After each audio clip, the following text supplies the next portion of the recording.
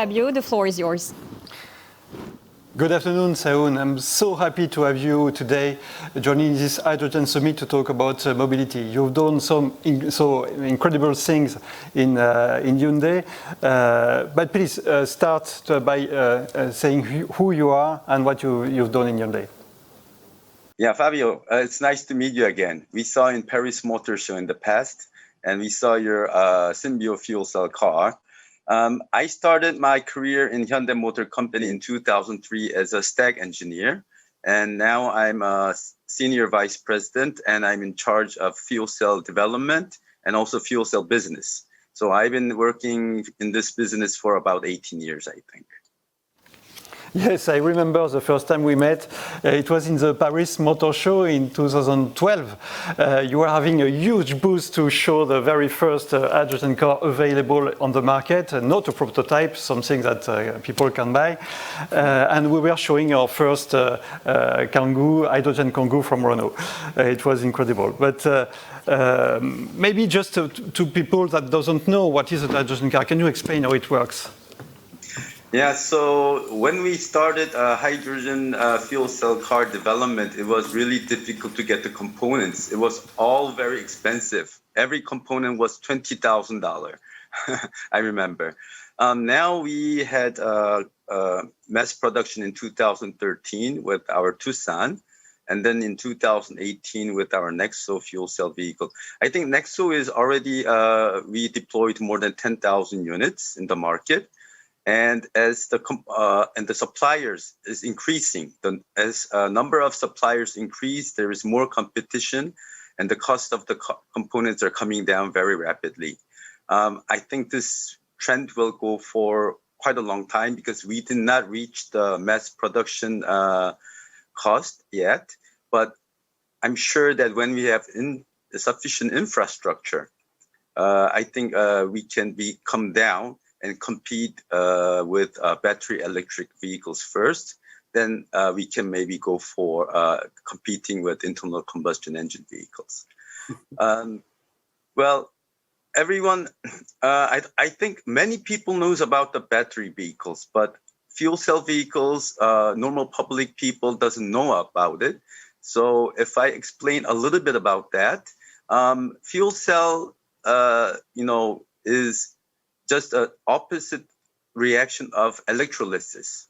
So in the school time, we have learned that when we put electricity in the water and there is an anode cathode, then we can create with electricity and water, hydrogen and oxygen. Fuel cell is just opposite reaction. So we put hydrogen as a fuel and oxygen from the air, we put together in the device called fuel cell. Then there's a electrochemical process and create electricity and water.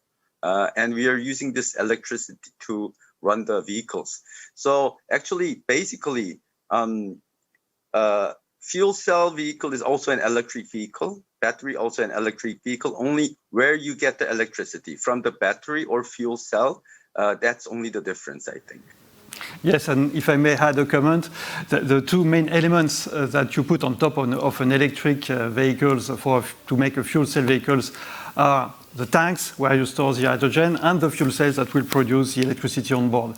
And putting this, sharing these two elements by different car manufacturers will, of course, reduce the price. This is, for example, something that we are doing in Symbio. Symbio is selling fuel cells to different car manufacturers, for example, Stellantis.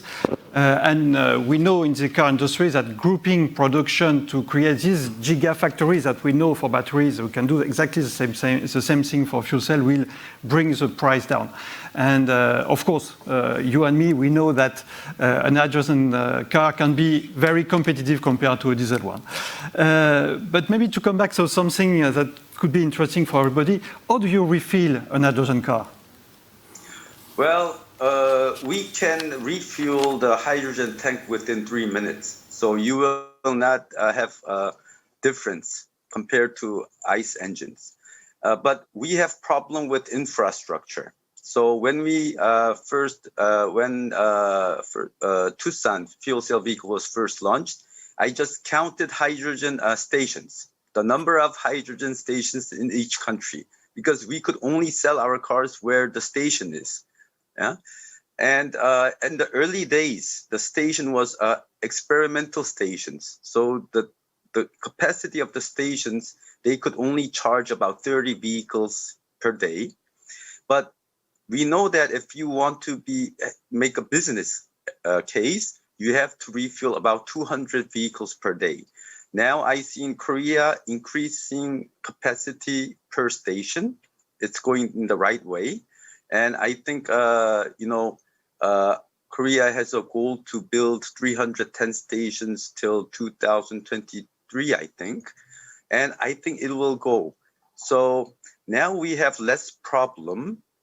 Country by country situation is different. For example, in Germany, there is more, I think almost 100 stations, but there have not many cars. No. In Korea, we have only 70 stations, but more than 10,000 vehicles running. Maybe in Japan, it is more balanced. So important thing is that we balance the demand and supply of the hydrogen.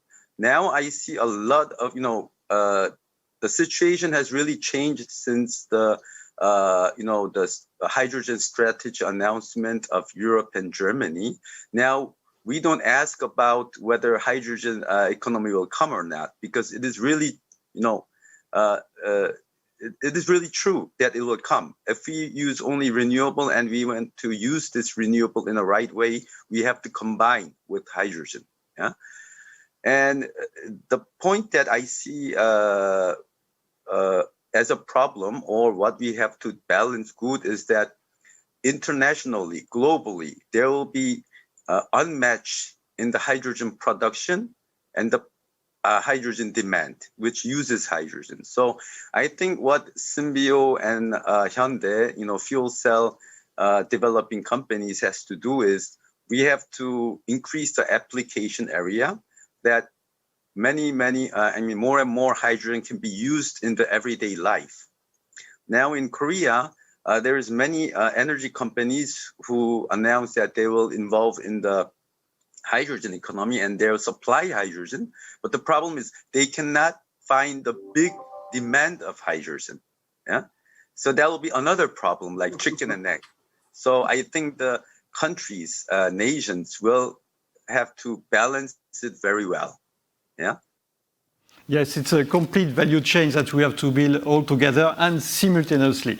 But you said that there was a chicken and egg problem, and you know that I love the captive fleet approach to solve this chicken and egg problem. And you've made something very interesting in Switzerland. An approach to solve this chicken and egg problem. Can you explain a little bit what you've done in Switzerland? Switzerland, we have supplied already 46 trucks, and I think this year we'll supply 140 trucks more. Mm-hmm. I was quite afraid about this truck application with fuel cell, because our fuel cell, we put two systems, two 85 kilowatt system, and in total it is only 170 kilowatts. So normal diesel trucks of class 8 has about 350 kilowatt power. So it is only half. But thanks to the battery, we can work as a hybrid truck, and fortunately the drivers doesn't feel any deficit in the power. They're very satisfied with the performance. And Switzerland, there is a lot of upstream upwards, like you have to climb the mountains, about 1,500 meter high, but it works. And economically, why it works in Switzerland is because of their tax system. Because in Switzerland, when you drive a diesel truck of class 8, you have to pay, I think, about 70 Swiss cents.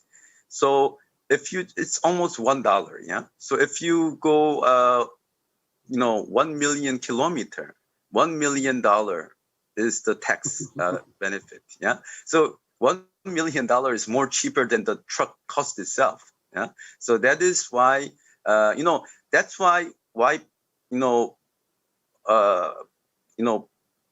policy is very important, tax policy. So we have talked about green premium. So, Bill Gates also talked about green premium. It's very high, but we have to narrow it. We have to narrow it by developing technology and, coming to the mass production phase. But I think policy can solve that problem more earlier, than it naturally happens. And we need it right now because we don't have time. Yes, I totally agree. We have to set up the right policy now if we want to reach 2050 targets. This is the only solution.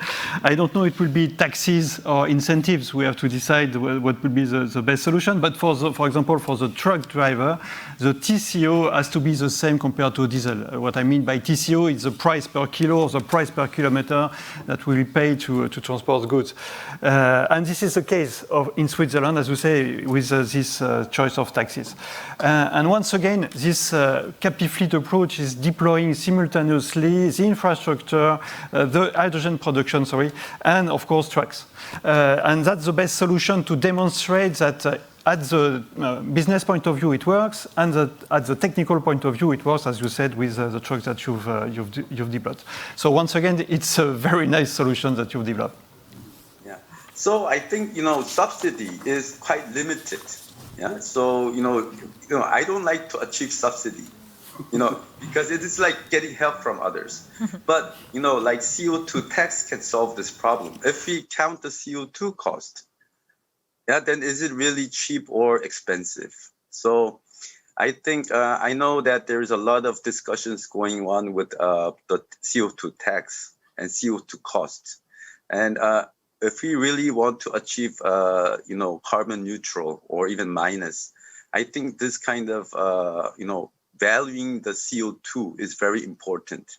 And we have to try to we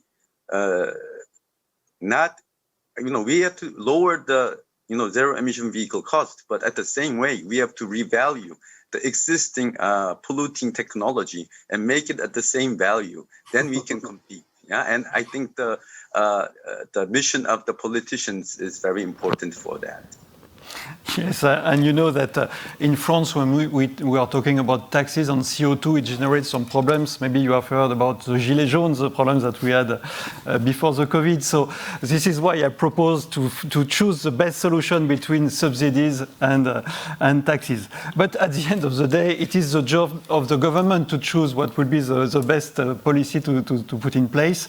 And I think it's an excellent conclusion. We've demonstrated that hydrogen mobility is something concrete, it works. The only thing that we have to set up now is this right policy, this right way to help to deploy this technology. Thank you very much, Hoon, for your time on this interview. It was very interesting, and I hope that everybody understood that this is a good solution and it's complementary to batteries. Thank you.